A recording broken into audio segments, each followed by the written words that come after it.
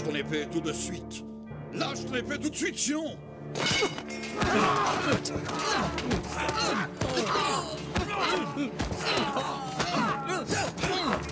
Arrête, Malik.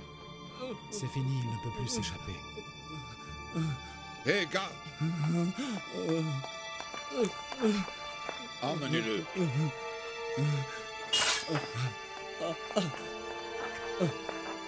Honorable Yuzarsif, vous avez mal au bras.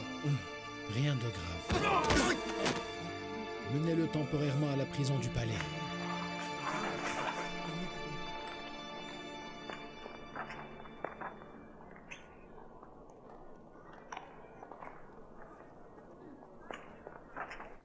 Que s'est-il passé? Ils ont tenté de tuer l'honorable Yuzarsif. Mais que se passe-t-il dans ce palais? Ils ont raison. La présence du seigneur Yuzarsif dans le palais est une menace. C'est tout à fait leur droit.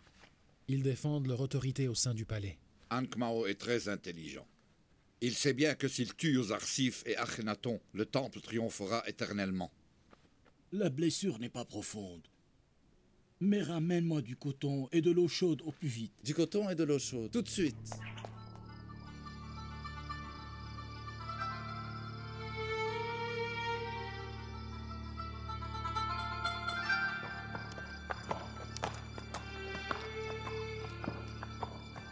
Dieu est notre seul sanctuaire. Et si nous regardons autour de nous, nous remarquons qu'il est toujours présent à côté de nous. Ankh-Mao et les prêtres du temple sont très chanceux. De ma part, je n'aime pas provoquer des guerres et des conflits alors que tu n'agis jamais par hâte ou imprudence. Si ce n'était le cas, j'aurais détruit moi-même le temple d'Ankh-Mao.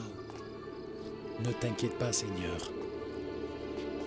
Je sais très bien que cette ère de polythéisme et d'idolâtrie va connaître une fin prochaine. Mais je me demande pourquoi le ciel est si triste ce soir. Il ne va pas me ramener de bonnes nouvelles. Quelle nouvelle? Et à propos de quoi? Je ne sais pas vraiment. Je vois qu'un âme troublé est instable. Mais enfin, nous devons résigner et accepter la volonté de Dieu. Il faudra que tu envoies un messager à Canaan. Ou une lettre à ton père Jacob pour lui donner des nouvelles de toi. Je ne sais pas quoi faire. À chaque fois que j'essaie de le faire, un messager de Dieu vient m'empêcher tout de suite. Je crois que le moment de notre rencontre n'est pas encore venu.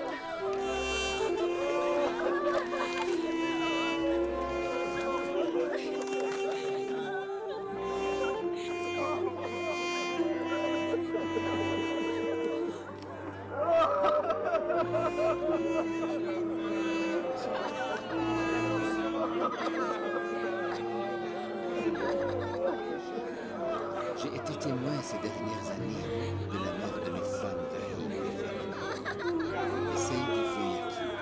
Et bien d'autres ont rejoint cette caravane de mort. L'année dernière, Zalf. Et aujourd'hui, Bala. Cette caravane ne se lasse jamais d'emporter avec elle nos bien-aimés qui ne peuvent jamais lui lier un vœu. Ils n'ont pas choisi ce destin. Malgré que Bala et Zalfa avaient avivé les flammes de la rancune dans le cœur de mes enfants, mais je lui pardonne. Je présente mes condoléances à et à Naftali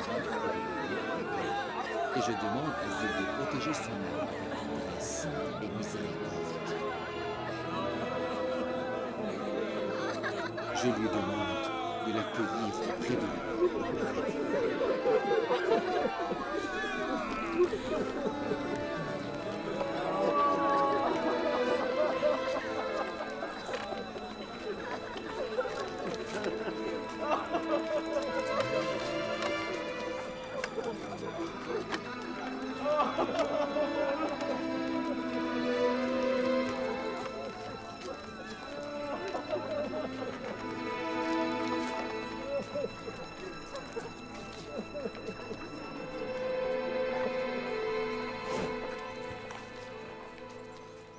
Je suis vraiment incapable de vivre dans de tels palais.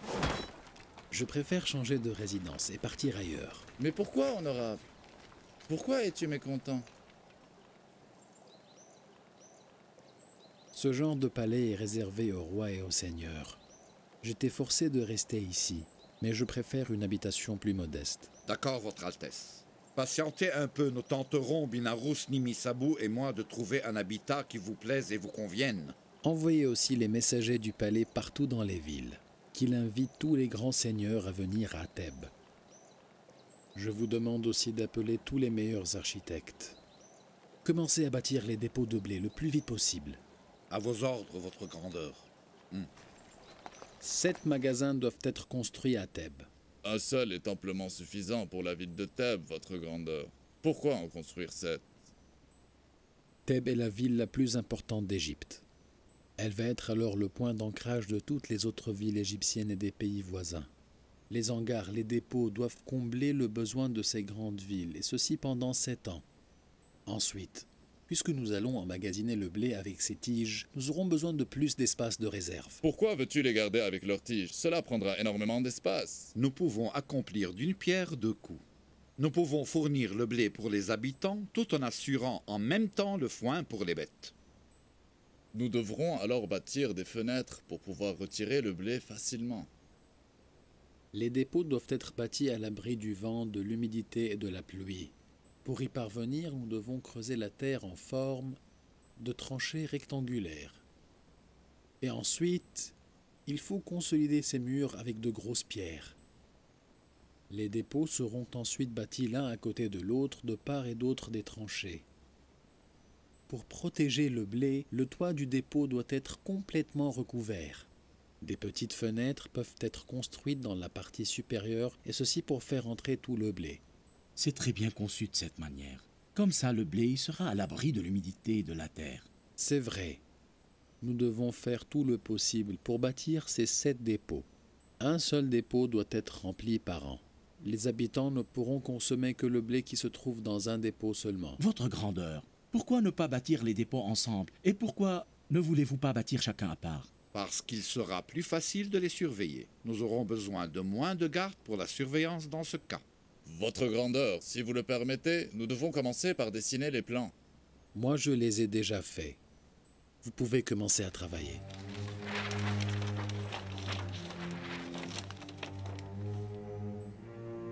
Et n'oubliez pas, chers architectes, de construire en même temps des canaux d'eau qui transportent l'eau du Nil aux terres qui sont faiblement irriguées. De cette manière, les terres seront cultivées plus facilement et plus intensivement.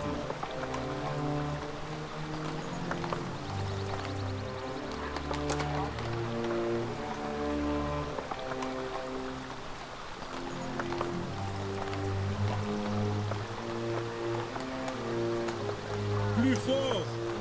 Je te parle à toi! Allez, plus fort! Vous devez choisir rapidement les personnes qui s'occuperont de la collecte d'impôts. Et vous devez donner à chaque habitant un document en échange du paiement pour lui prouver que nous tenons nos promesses et qu'il sera exempté de tout autre impôt tout au long de l'année. Ces mêmes collecteurs doivent ramasser le 5e des récoltes des paysans et des artisans et de leur fournir ensuite les documents nécessaires en échange. Ces documents indiqueront à chacun la somme qu'il devra payer en temps de sécheresse. Votre grandeur, comment allons-nous procurer l'argent pour construire des dépôts? Il est évident que la construction se fera à l'aide de l'argent ramassé. Si vous avez des questions, je suis à votre écoute. Sinon, je n'ai plus rien à vous communiquer. Alors au travail, faites de votre mieux.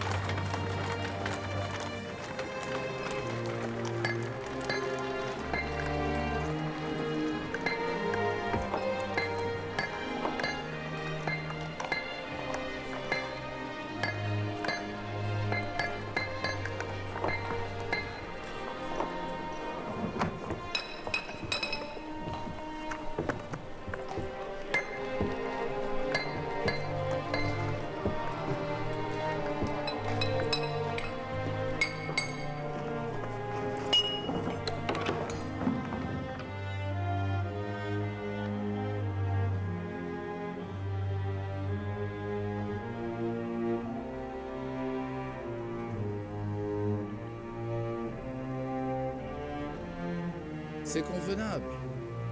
J'espère qu'elle plaira au prophète Yosarsif. Ah, il acceptera même si la maison est en ruine. Patientez. Regardons à l'intérieur. Allons-y.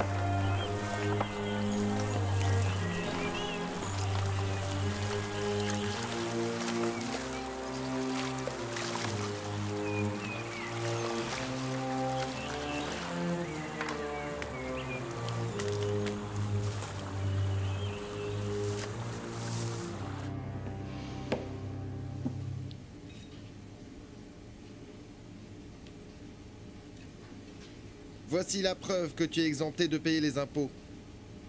Merci beaucoup, honorable. Le suivant.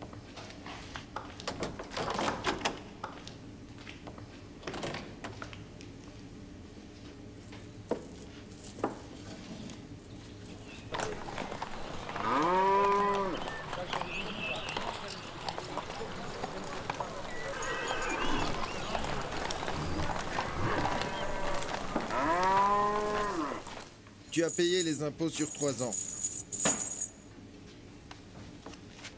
D'après ce document, tu es exempt d'impôts pour 6 ans. Merci. Le suivant.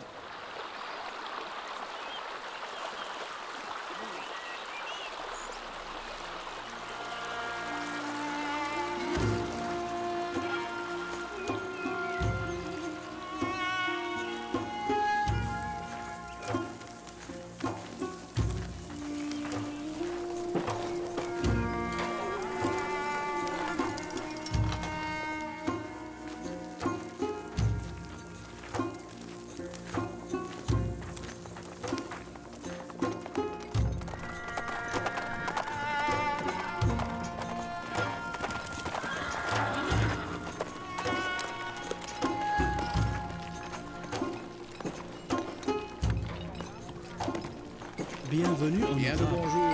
Rentrez. Bon courage. Que Dieu vous protège. Faites attention. Rentrez, s'il vous plaît, en Europe. Les dépôts doivent être bâtis à l'abri du vent, de l'humidité et de la pluie. Pour y parvenir, nous devons creuser la terre en forme de tranchée rectangulaire, puis consolider les murs avec des pierres. Les dépôts seront ensuite bâtis l'un à côté de l'autre. De part et d'autre, des tranchées.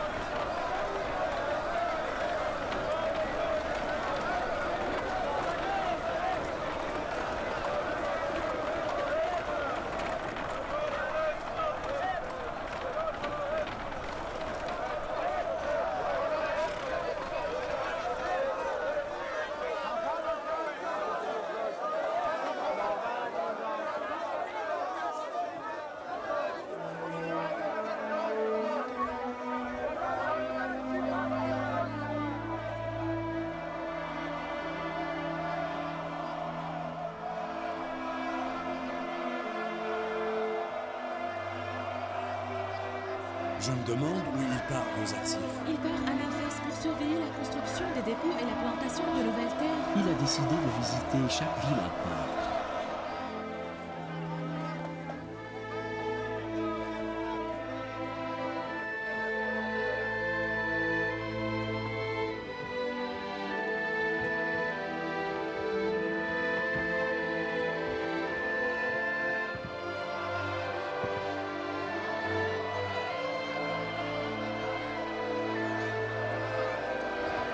Vive le grand Yuzarsif! Vive l'Égypte! Vive l'Égypte! Vive le grand Yuzarsif! Vive l'Égypte! Vive le grand Yuzarsif!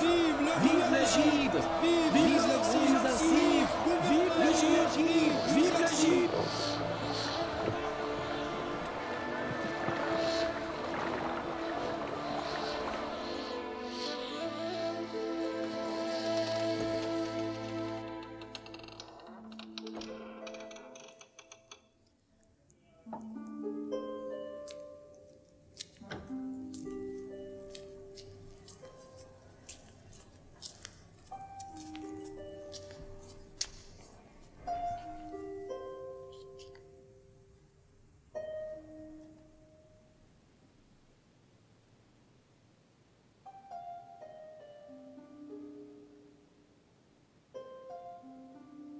Qu'y a-t-il maintenant?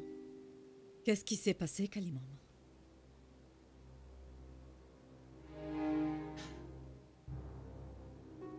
Est-ce que je dois me mettre en colère pour que tu puisses parler? La nouvelle va te rendre malheureuse. Car Yuzarsif a quitté pour Memphis.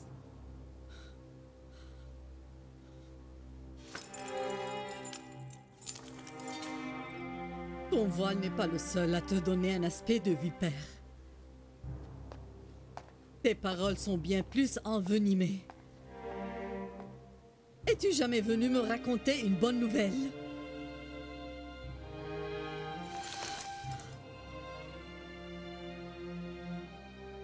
De qui l'as-tu entendu? Les habitants de Thèbes l'ont vu au port quittant la ville. Assure-toi de cette nouvelle et mets-moi au courant de ce qui se passe.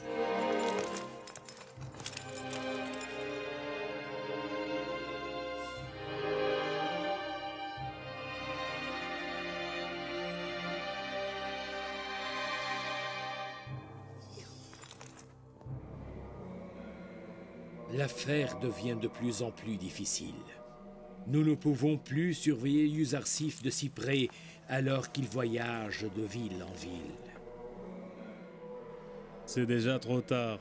Nous avons dû le tuer des années auparavant. C'est à cause de votre impotence. Yuzarsif ne devait jamais survivre et nous avons reçu de mauvaises nouvelles.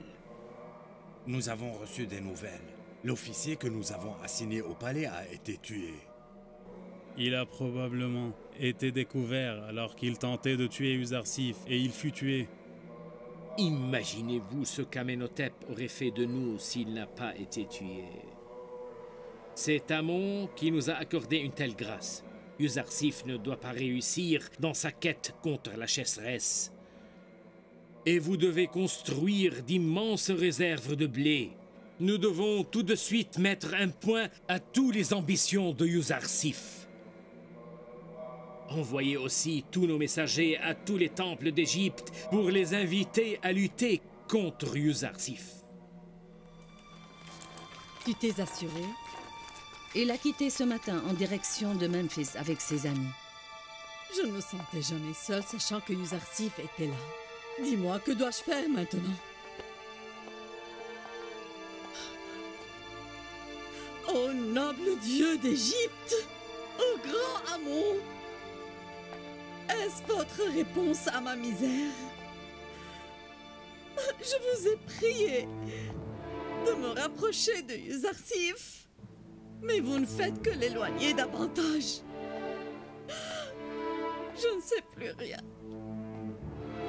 Je ne sais pas pourquoi son Dieu lui réalise tous ses vœux, alors que les miens ne soucient guère de mes chagrins.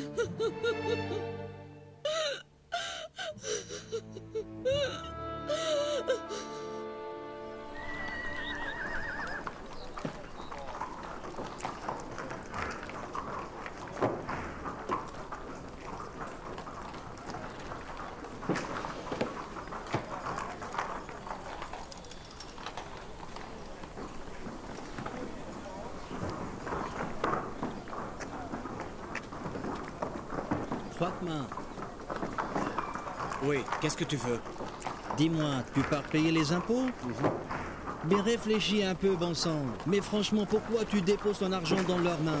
Ça m'est égal, cette affaire de sécheresse. Tout ce que je sais, c'est que je serai exempt de 2 années d'impôts si je paye mes impôts une année à l'avance.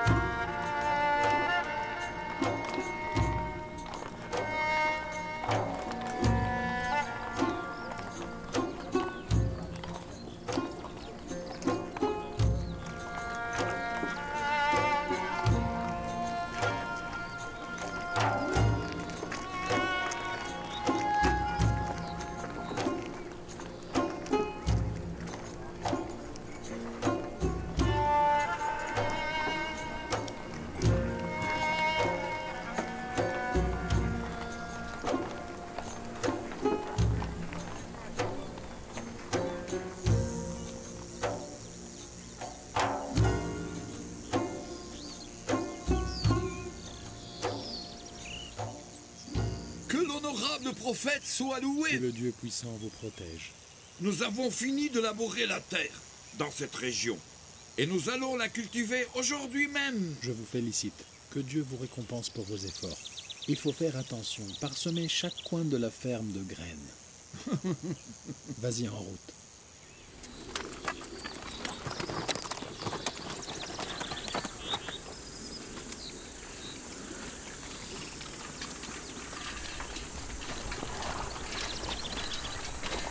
Et avez-vous estimé la récolte de blé avant de bâtir tous ces dépôts?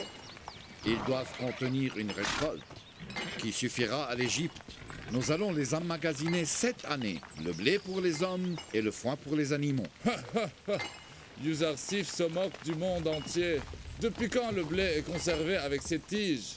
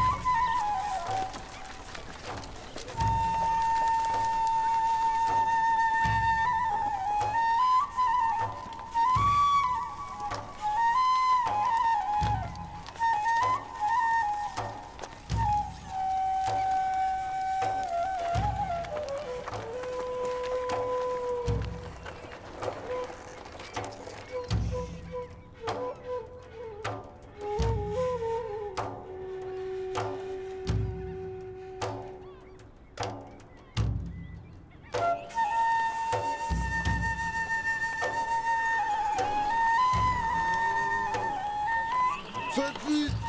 Allez-y, faites vite! Allez-y, le temps court très rapidement! Faites vite, les amis! Je le savais! J'étais sûr et certain que la prophétie de Yuzarsif allait se réaliser! J'en étais sûr!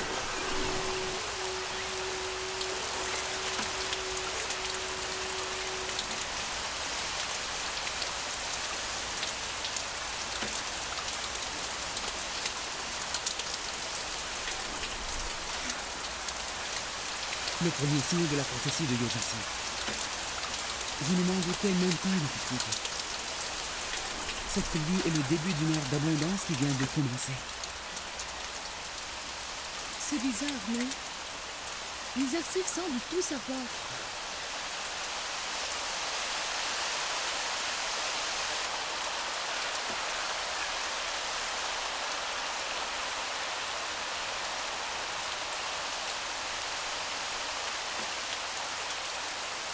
Je me demande comment savait Uzarsif que nous vivrons 7 ans de grâce et d'abondance calme.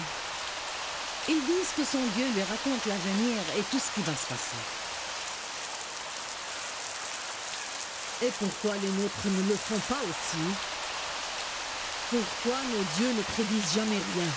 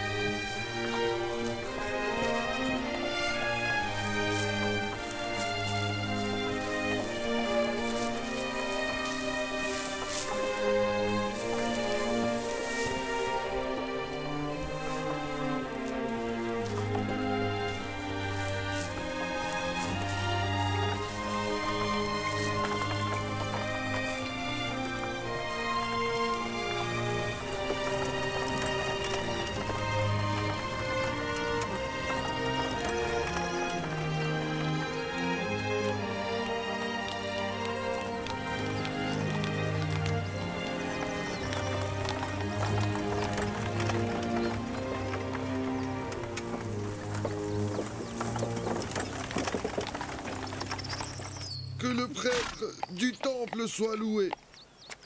Que les dieux te protègent.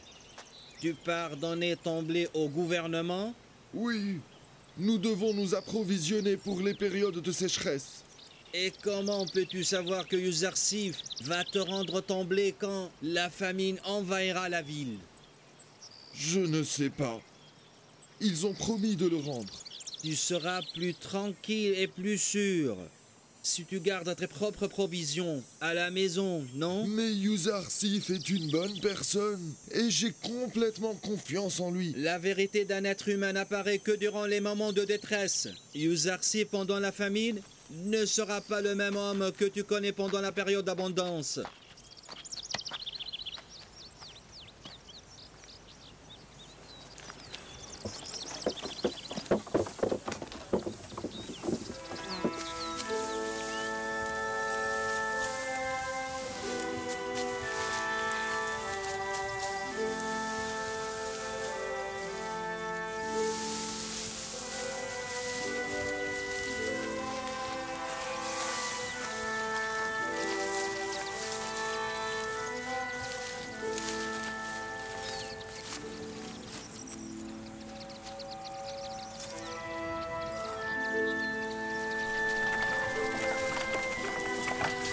Arrête.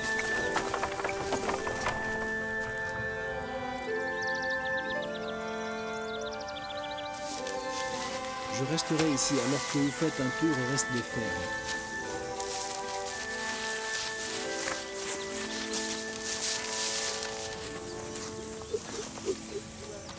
Vous aimeriez accueillir un visiteur qui vous joint sans invitation? Mais bien sûr, c'est un plaisir.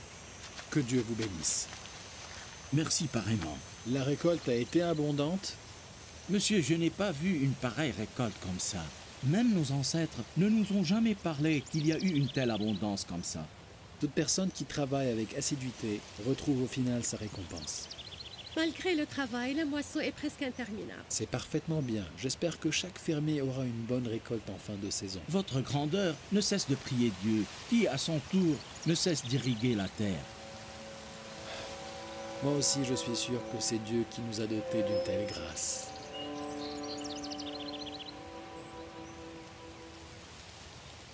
Dis-moi, toi, tu aides ton père dans son travail? Oui, ma sœur et moi regroupons le blé alors que mon père fait la moisson. Bravo, bravo. Tu vas devenir un jour le père de cette famille. Et tu dois toujours aider ton père. Tu n'as presque rien mangé. Ça me suffit. Merci beaucoup. Que Dieu vous protège. Il te protège aussi. Qui est-ce? Je n'ai aucune idée. Tu ne nous as pas dit ton nom. Et d'où viens-tu, monsieur? Je suis Uzarsif, votre humble serviteur. Allez-y. Je n'arrive pas à le croire. Était-ce vraiment Uzarsif? Oui, le grand Uzarsif, le bien-aimé du peuple égyptien, nous a rendu une visite.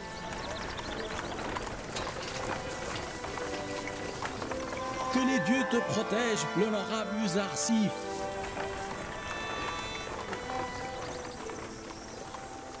Comme il est beau et charmant.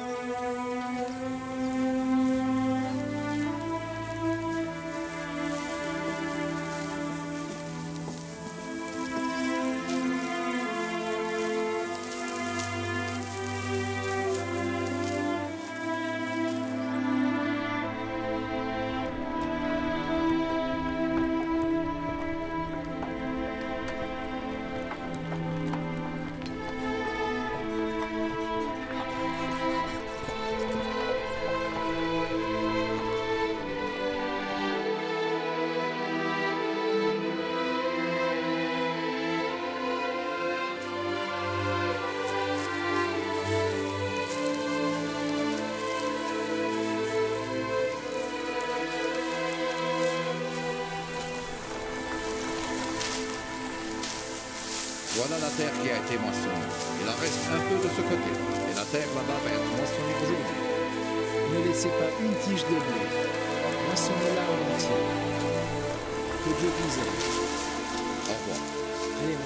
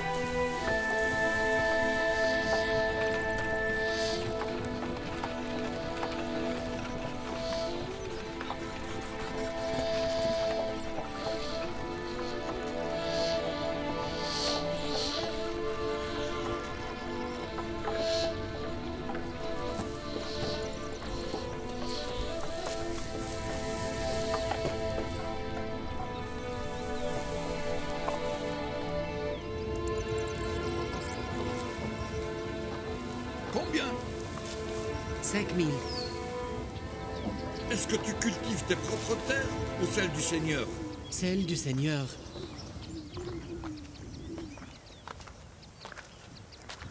Comment les fermiers ont-ils réagi quant au ramassage de leur récolte? Pas si bien que ça. Les prêtres empêchent les fermiers de remettre leur récolte. Ils sont arrivés à semer le doute dans leur esprit. Interpellez les fermiers. Je désire leur parler un peu. Écoutez-moi. Regroupez-vous. Sa grandeur Uzarsif veut vous parler. Mettez ce que vous avez dans les mains à terre. Et rapprochez-vous un peu. Allez, venez. Venez. Allez-y.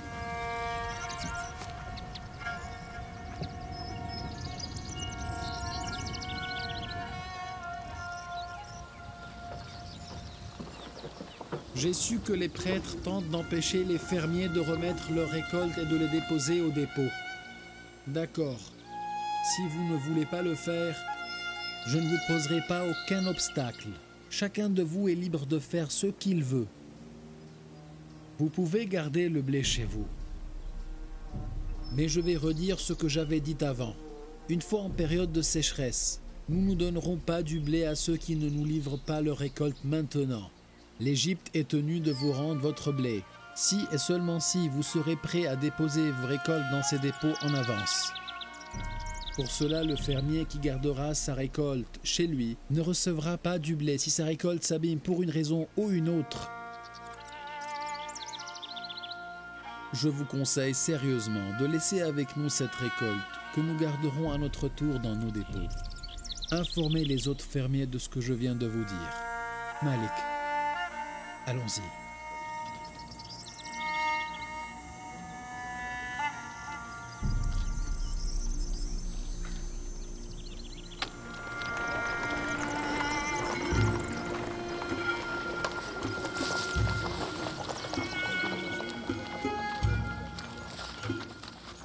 Si je mets ma récolte ici, je dormirai tranquille.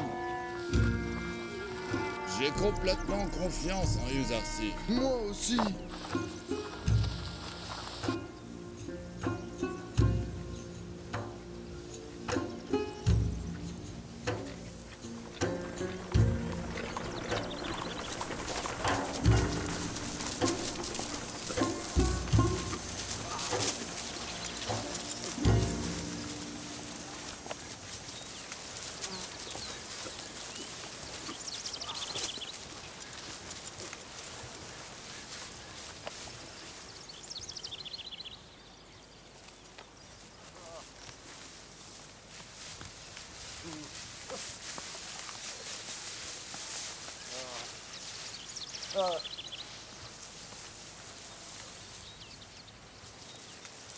Ils vous ont dit de garder le blé avec ces tiges. Qu'est-ce que tu fais, toi? Je moule le blé, c'est ce que nous faisons généralement. Mais nous serons bientôt en période de famine. Nous devons agir différemment. Moi, je ne le crois pas. C'est ce qui a été dit par Yuzarsif. De quelle famine parle-t-il? Et si la sécheresse ravage tes terres? Je suis sûr qu'il n'y aura ni de famine ni de sécheresse. Supposons que si. Qu'est-ce que tu feras si tu ne gardes pas ta récolte à l'abri? Dans ce cas, j'achèterai du blé du gouvernement. Mais à ce que j'ai entendu dire, les autorités ne donneront du blé qu'à ceux qui ont déposé leur récolte dans les dépôts construits effectivement pour se prévenir d'une éventuelle famine. Quand je verrai les marques de la sécheresse, je déposerai ma récolte. Quand la famine commence, il sera impossible de déposer le blé dans les dépôts. La récolte devrait être déposée avant. Car dès que les nuages disparaissent, aucune goutte d'eau ne descendra du ciel. Il sera impossible de faire grandir la moindre graine de blé. Tu parles avec beaucoup d'assurance et de confiance. Comme si tu étais un représentant des dieux sur terre. Ou comme si tu as vu le futur et tu connais tous ses pièges. Oui. Moi, je suis le messager de Dieu sur terre. La famine en Égypte ressemble bien à la fin du monde. Si vous travaillez et vous emmagasinez vos récoltes durant 7 ans, vous recevrez le jour où la sécheresse ravagera l'Égypte de quoi assouvir votre faim. Mais celui qui ne le fera pas ne mangera pas. Il n'aura pas de quoi manger quand il en aura besoin. Tu dois faire tes réserves pour éviter de devenir une victime de la faim. Pense très bien à ce que je viens de te dire. Tu ne m'as pas dit qui tu es. Joseph. Je suis Yuzarsif.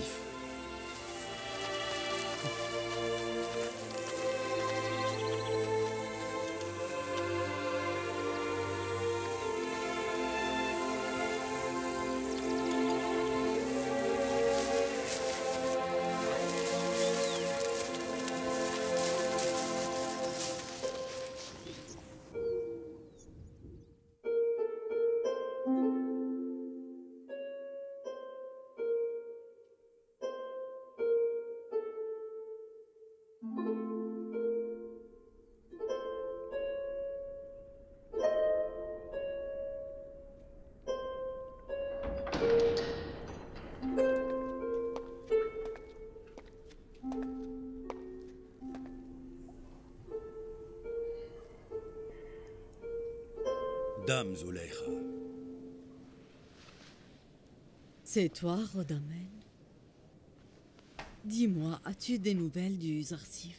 Il est toujours en voyage. Il surveille la construction des dépôts, la récolte des terres et la collecte des impôts.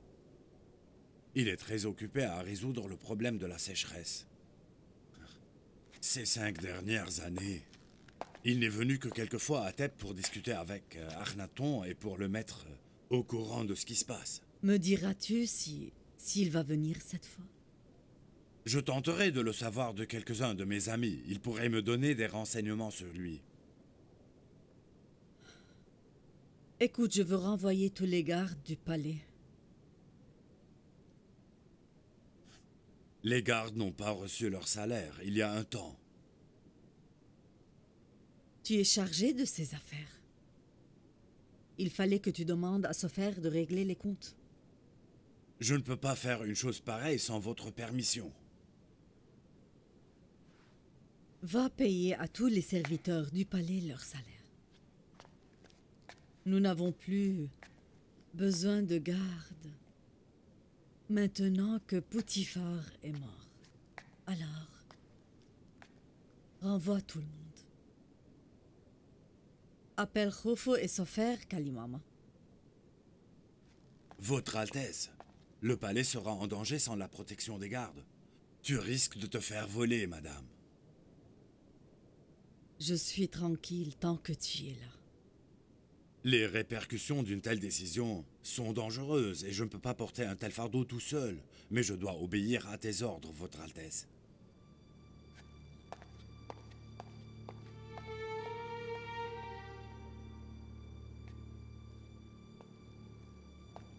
Ce palais appartenait auparavant à l'un des hommes les plus puissants d'Égypte, Poutifar.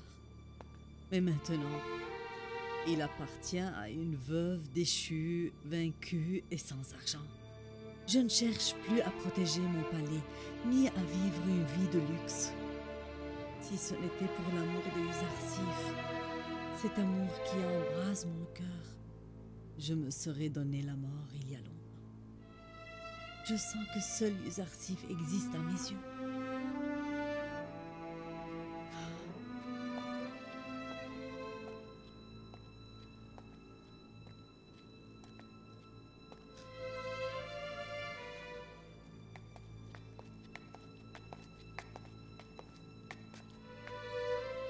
Tu dois payer à tous les serviteurs du palais leur salaire qu'ils n'ont pas reçu il y a longtemps. Tu dois les renvoyer tous, sauf Rhodamen. Je suis désormais incapable de payer leur salaire. Honorable Khofo, tu dois aussi libérer les prêtres du temple. Je ne suis plus capable de leur assurer leurs besoins. Le temple aurait dû fermer ses portes depuis qu'un profanateur a pris en charge les affaires de ce palais. Le temple est inutilement ouvert depuis lors.